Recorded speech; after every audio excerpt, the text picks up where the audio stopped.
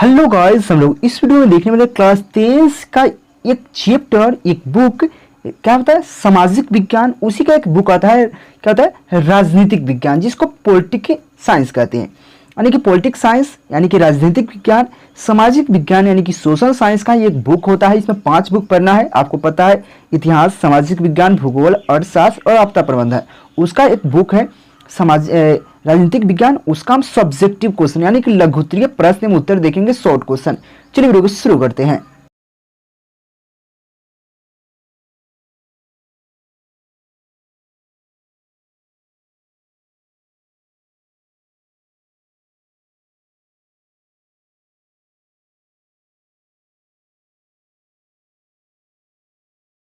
यहाँ पे 6 नंबर जो क्वेश्चन है, दल बदल कानून क्या है। दल बदल कानून क्या होता है? देखिए, कभी कभी देखिएगा हमारे राज्य में, आप समझाता हूँ आपको। पहले नीतीश का सरकार था, नीतीश सरकार था, लेकिन वो बेसिकली किससे था? कांग्रेस यानी कि हमारे लालू जी है, उनके साथ था। देखिए, हम यहाँ पर राजनीतिक नहीं पढ़ रहे हैं किसी का, ठीक ना। तो लालू यादव थे, तो उनका सरकार बना हुआ था नीतीश के मिलकर, यानी कि उनका सीट मिलाकर और नीतीश का सीट मिलाकर सरकार बना था हमारे मतलब बिहार में। तो उस समय हुआ क्या, कुछ झगड़ा के कारण झगड़ा हो गया दोनों के बीच में। तो क्या हुआ, दोनों के बीच में झगड़ा हो गया, तो क्या करता है नीतीश जी, क्या करते हैं, वह जाकर बीजेपी से मिल जाते हैं। वह क्या करते हैं, बीजेपी से मिल जाते हैं और बीजेपी के मिलकर सरकार बना लेते हैं। यानी कि उसको दल को बदल लेते हैं, यानी कि एक दल से बदलकर दूसरे दल में चले जाते हैं, यानी कि दल बदल कानून उसको कहा जाता है। यानी कि एक दल से दूसरे दल में चल गए, उसको दल बदल कानून होता है। आप समझ गए होंगे। कभी कभी देखिएगा आप, कोई आप यहाँ पे विधायक है, कोई विधायक है, वो जीता हुआ है, निर्दलीय जीतता है। निर्दलीय जीतता है तो उसको क्या होता है, इस दल के आदमी उस दल के आदमी क्या करता है, कहता है कि हम में शामिल हो जाइए, हम में शामिल हो जाइए।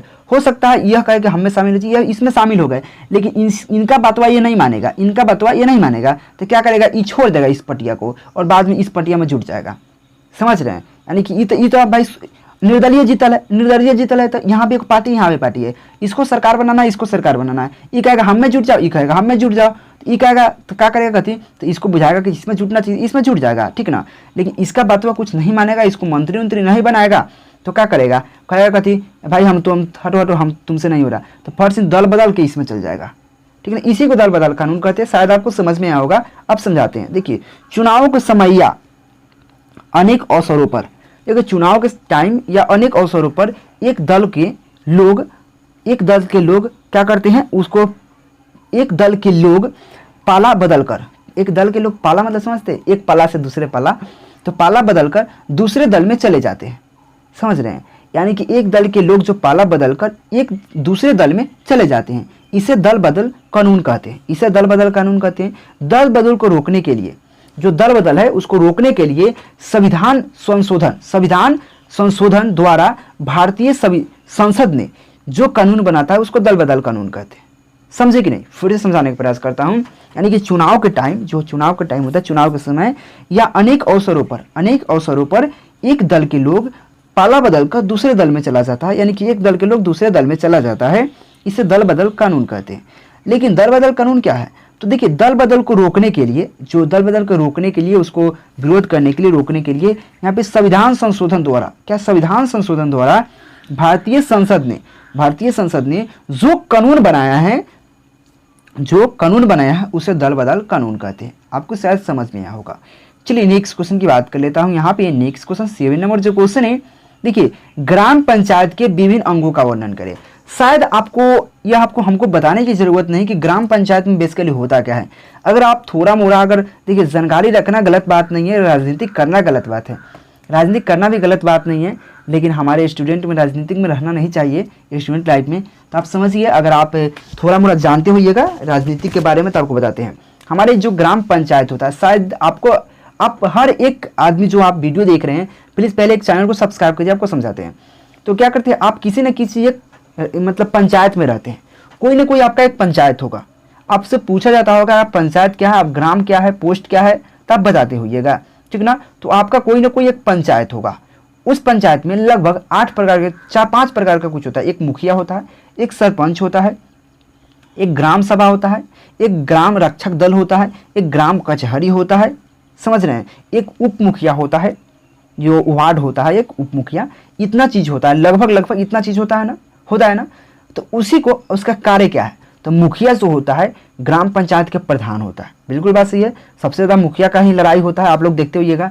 उसका ग्राम एक कचहरी होता है, ग्राम कचहरी जो हमारा पंचायत होता है उसमें ग्राम कचहरी, जिसको हम लोग सरपंच कहते हैं, सरपंच के नाम से जानते हैं, वो हमारे सुरक्षा के मतलब ये सरपंच जो कार्यालय होता है नहीं कचहरी के तौर पे, उसका जो रक्षा करता है, चाहे उसका पालन करता है। जैसे कोई झगड़ा कर लिया तो उसको सुधार करने के लिए हमारे क्या सरपंच लोग जाते हैं उसको सुधारने के लिए, यानी कि यहाँ का मुखिया मतलब कह सकते हैं पंचायत का जज है, वो पंचायत का जज है, कोई भी झगड़ा होगा तो उसको सुधारेंगे।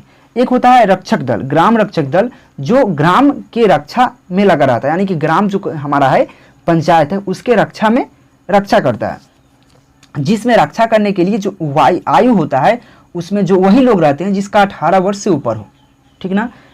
और अब इसमें बहुत सारा होता है, आपको पढ़ के आप समझाते हैं, शायद आप समझ में होंगे कि ग्राम जो पंचायत होता है, ग्राम पंचायत के विभिन्न अंग क्या होता है, मुखिया होता है और ग्राम सभा होता है, ग्राम रक्षक दल होता है, ग्राम कचहरी आता है और एक उप मुखिया होता है, इतना होता है। और इसके कार्य के बारे में बता देना है, तो इसके विभिन्न अंगों का वर्णन करना। चलिए, ग्राम पंचायत के विभिन्न अंग मुखिया, ग्राम सभा, ग्राम रक्षक दल और ग्राम कचहरी आते हैं।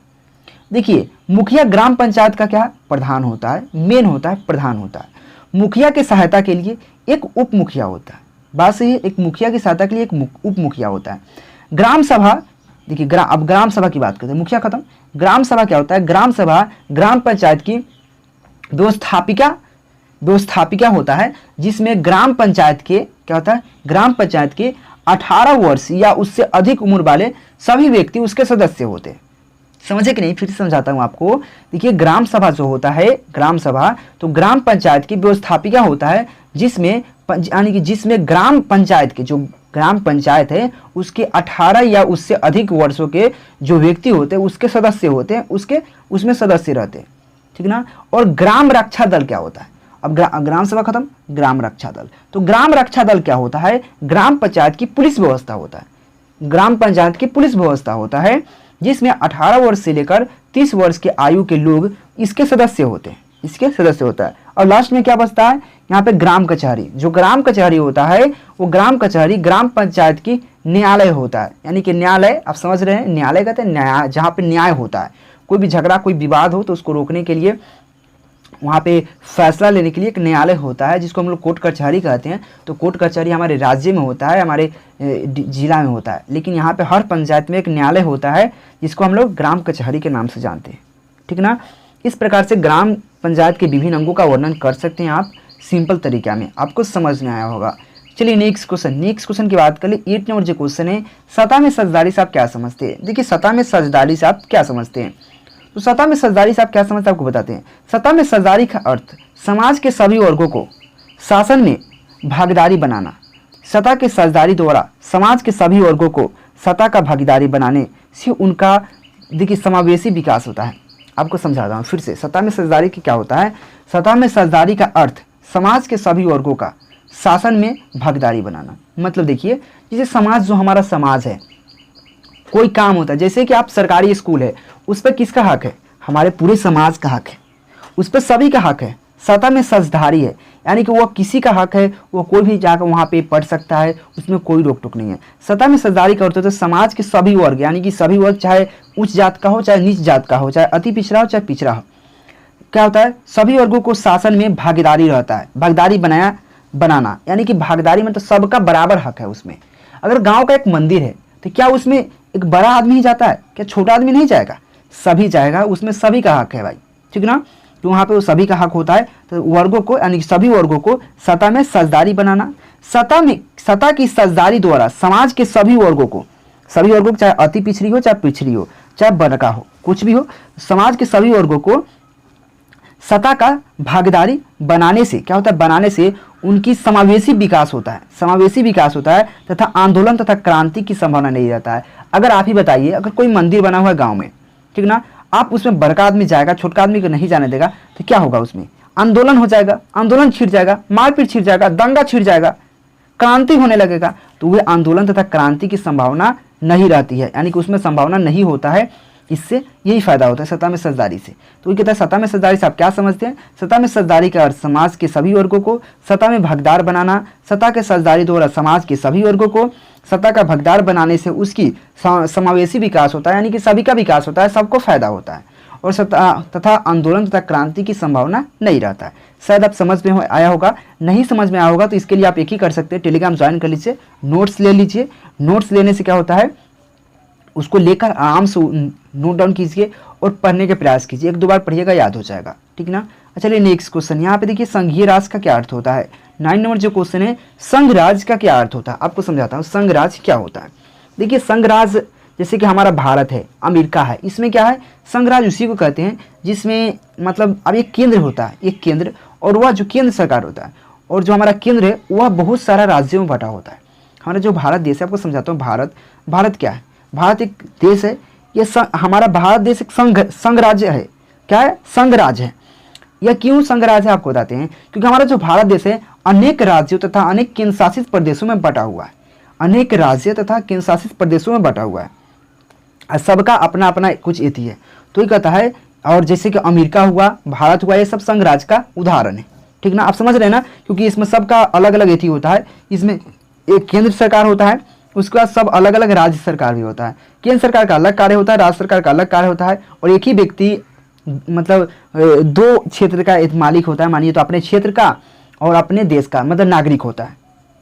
यीशु मतलब संघ राज्य का संघ राज है, संघ राज का ही अर्थ होता है। संघ राज के अर्थ समझने के लिए आपको पढ़ के बताता हूँ। जब सत्ता का बंटवारा इस प्रकार होता है, जब सत्ता का बंटवारा इस प्रकार से मतलब इस प्रकार हो कि एक केंद्र सरकार और एक केंद्र सरकार हो और उसके अधीन अनेक राज्य सरकार हो, समझे कि नहीं, यानी कि सत्ता में साझेदारी यानी सत्ता का बंटवारा इस प्रकार किया जाए, जब सत्ता का बंटवारा इस प्रकार हो कि एक केंद्र सरकार हो, बात सही, एक केंद्र सरकार हो और उसके अधीन उसके अंडर, यानी कि कहते हैं ना एक मेन है, इंस्पेक्टर है, उसके अंदर बहुत सारा काम करता है, उसी प्रकार से केंद्र सरकार के अंडर यानी कि अधीन अनेक राज्य सरकार हो, अनेक राज्य सरकार हो, वही कहता है यहाँ पे अनेक राज्य सरकार हो तथा उसके संघ राज कहते हैं, उसे संघ राज कहते हैं, उसी को संघ राज कहते हैं। यानी कि एक सरकार केंद्र जो होता है उसके अंदर हमारे बहुत सारे राज्य जुटा हुआ है, बहुत सारा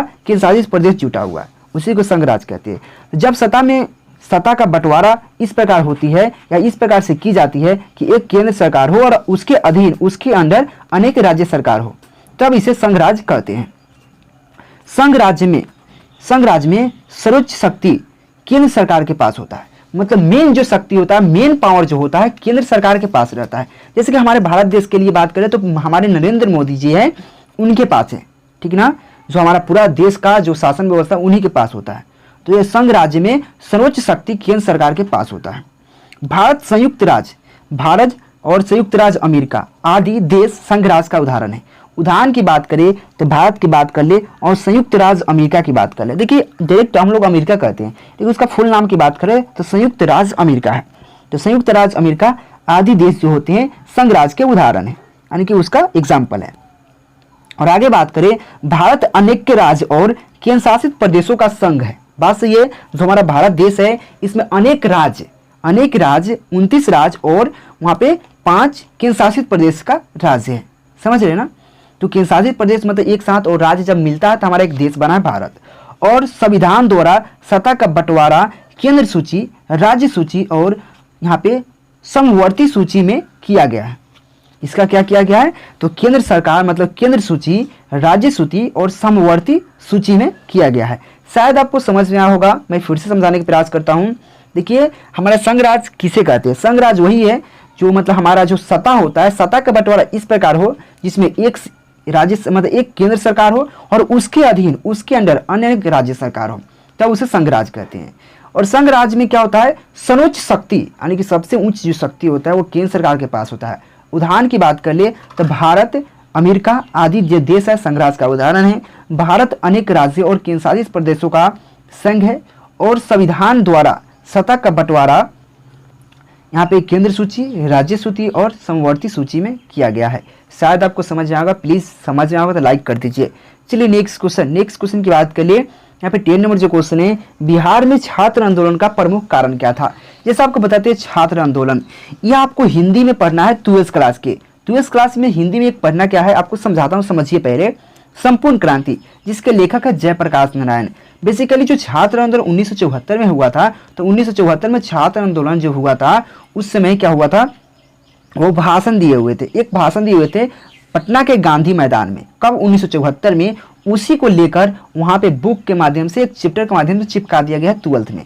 तो यहाँ पे हम छात्र आंदोलन की बात कर रहे हैं। तो छात्र आंदोलन जयप्रकाश नारायण के नेतृत्व में 1974 में हुआ था, 1974 में हुआ था, जिसका नेतृत्व कौन किया था? मतलब जयप्रकाश नारायण। और जयप्रकाश नारायण को हम लोक नायक के नाम से भी जानते हैं। यह क्वेश्चन आपको ऑब्जेक्टिव में पूछ सकता है। ये भी पूछ सकता है कि छात्र आंदोलन कब हुआ था? तो 1974 ईस्वी में। किसके नेतृत्व में हुआ था? जयप्रकाश नारायण के नेतृत्व में हुआ था। यह क्वेश्चन आपको ऑब्जेक्टिव में काम आएगा। चलिए मैं आपको समझाने का प्रयास करता हूँ।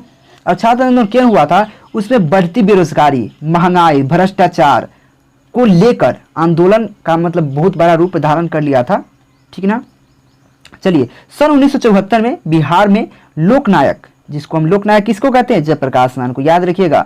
तो लोकनायक जयप्रकाश नारायण के नेतृत्व में छात्र आंदोलन हुआ, जिसे संपूर्ण क्रांति के नारा दिया गया। देखिए अभी बताया संपूर्ण क्रांति एक चैप्टर का नाम है जो 12th में पढ़ना है, इसको संपूर्ण क्रांति के नाम दिया गया। इस आंदोलन का मुख्य कारण बिहार में बढ़ती बेरोजगारी, महंगाई और भ्रष्टाचार था। इस आंदोलन का मुख्य कारण भारत के सच्चे लोकतंत्र की स्थापना करना और कांग्रेस सरकार के तानाशाही शासन को, देश को बचाना। मतलब देखिए कांग्रेस था ना पहले, ऐसा नहीं, मतलब कांग्रेस था सरकार जो था वो बहुत तानाशाही था, मतलब वह अपना शासन जमाना चाहता था।